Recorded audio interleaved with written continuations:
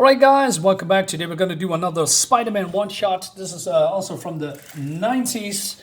This is the Amazing Spider-Man issue number 310, covered by Todd McFarlane, who's also the artist. And we have a villain that I haven't seen before because, well, we don't see old school, low-level villains of Spider-Man in comics nowadays anymore. So, yeah, I thought, let's do it. And yeah, it's our old buddy. Well, maybe you never heard of him, but this is Killer Shrike. I believe he's a very low-level villain. He has the power of flight. He's super strong. He can shoot blasts, and he has also these sharp talons. Maybe he can do something more. I believe that's it. By David Michelinski is the writer. Todd McFarlane is the artist. A lot of other people, right? And he is basically robbing a bank. Well, it's not robbing a bank. He's robbing a car with money. All right, and this guy wants to, grab his pistol, but Killer Shrike doesn't like that, all right? Spider-Man interferes, as always, and that's a good one. That's a good thing. I mean, what Todd McFarlane is really doing, you know him probably only from Spawn, most of the time, but before that, he did a lot of Spider-Man work and other things as well, but mostly he's well-known for the Spider-Man books, and I still love his work. I still love his older work.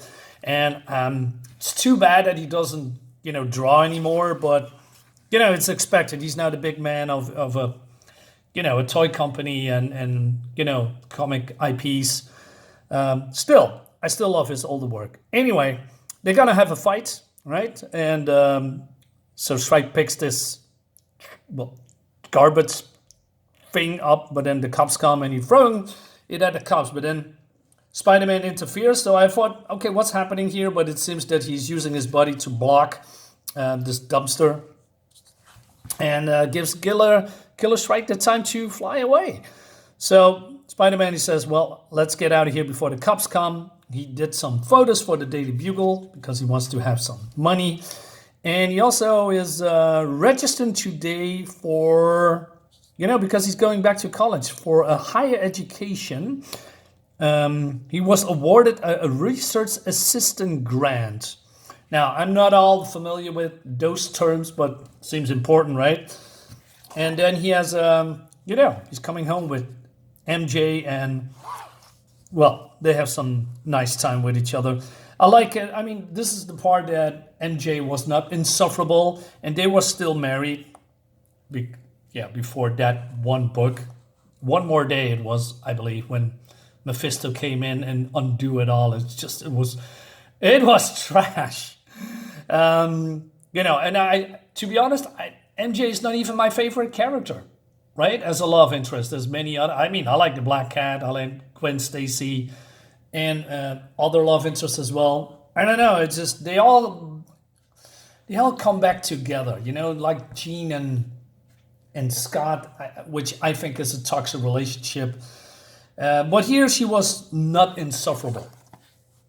And Peter goes to the college, right? He's meeting up with another research assistant called Annie Marie Baker.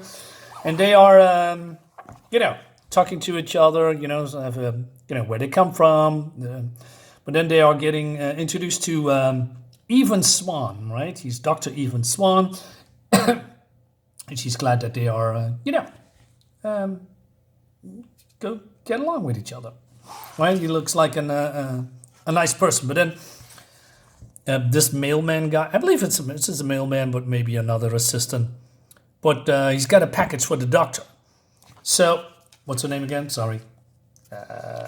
Anne Marie. So Anne Marie says, I thought we already exceeded our equipment budget, Doctor. Didn't the university warn us about it? And he says, well, don't worry about it. Everything will be fine. Well, now I have work to do. Can you show Pete around the lab? That's a good girl.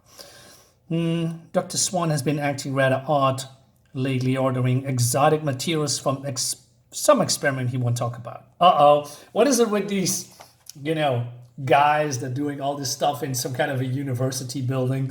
I know it's a trope, but I don't dislike it. I think it's, something that's always fun. Spider-Man's or Peter's spider sense is tingling. All right, so, and then he has a date with Mary Jane. They go to Bambi. Bambi. All right, so he says, you know what? I'm a little restless. I think over to Baskin Robbins, pick some Jamocha fudge. I'll be back soon, but then he just stops and he says, oh, MJ, I'm sorry, I cannot lie. My space says single at the ESU today. I really need to check it out. MJ appreciates his honesty, gives him a kiss. And yeah, Spider-Man pays a visit to the doctor. And he says, get out before I call security, he says. Not likely, you're hiding something. I'm here to find out what it is. I'm going into the private lab, Doc, one way or another. But then he hears a familiar voice. And so he turns around and it's none other than our friend, the Tinkerer. Look at his body language, it's great. Indeed, Dr. Swan has been kind enough to let me use his facilities, including experimental equipment unavailable elsewhere, although we're all to work on my latest weapon-related inventions, which is now complete. So, but then Spider-Man is using his wits to let him talk because he's an egomaniac. He likes to brag. He says, no, I'm creating a device called creates phantom electrons in an energy flow. It thereby fools sensors into thinking more electricity is present than actually is. Properly installed, it can double, even triple the speed and power of certain weapon systems. He says, what, didn't you just give up, fighting good guys? He says, yeah, but he's still doing it for paying customers, right?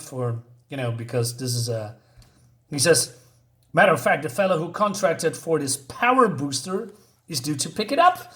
Guess what? It's Killer Shrike. Shrike. He's surprised that Spider-Man's in here. The Shrike, strong enough on his own, if he gets that. Power booster. Gotta grab it. Yeah. So they're gonna have a fight, and he is pretty fast and agile, right? I like this angle here. I like that's what Todd McFarlane is doing. This weird, big angles. I mean, look at this with this cape here, and then he shoots in, and then he puts two panels between them. Very nice. He says, if I go defenses, I have to go defensive. I have to keep dodging his power blast, and if I move into close, his martial arts and razor talents make him more dangerous. Have to find some way to strike, he says. All right. Long distance. All right. Oh no, blast hitting flammable chemicals, starting a fire. So he's saving the doctor. So he goes to the Tinkerer. He says, I don't have the money, Tinkerer. Spider-Man interrupted my withdrawal. But I'll pay you as soon as I can. Now give me the power booster. Tinkerer says, no, I work strictly cash and carry. I don't suppose you consider a teensy bit of credit. All right. So he grabs the power booster, installs it immediately. Now, I waited a long time for this web slinger. I hope you're ready to die. And then, something happens. And look at this Batman. I mean, he did a Batman, right? He also did with his flowing cape. It's just, that is his style, your big flowing capes. I like that a lot. So the Tinkerer says, do I look like a fool? Of course, I assume you'd attempt to double cross. That's why I withheld one circuit to be added only when payment was made. Without it, the booster overloads any system it was meant to enhance. You lose. And if that's not a cue, so he takes out Shrike. Hey, where did the Tinkerer go? So the doctor says private lab, but the door locks automatically. I like this sound effect here. Looks, yeah, great. But he's long gone. The Tinkerer's got away, Doc, but Killer Shrike down for the count. At least one criminal will go to jail. Yes, one, or maybe two, he says. So he confesses that although he is a holder of multiple degrees and uncounted honors, he never graded high school. What? Dropped out when I was a teenager. Family illness, financial problems. Years later. So he bought one. Everything went fine until the Tinkerer did some checking and threatened to expose my sham if I didn't turn my lab over to him. I was afraid to lose what I worked decades to build. Now, I lose everything. We both needed degrees to get jobs we wanted, but Doc Swan made one mistake, and now a brilliant career may be over. Guess that makes me the lucky one. Whoopee. And that's, my friends, is the end of the book and this video. a great one shot. And we have, of course, two old school villains, the Killer Shrike and the Tinkerer, and a small, but, fun. Well, it's not fun for the Doctor, but, fun in general for us as a reader. It ends in tragedy, but yeah, I think it's a cool one. Yeah, let's see if I can dig up some other one-shots with McFarlane or from this time period, right? Could be fun. We'll see. Anyway, guys, thank you so much for watching. Hope you liked the video. Subscribe to my YouTube channel. Leave a like, leave a comment. I'll see you next time. Bye-bye.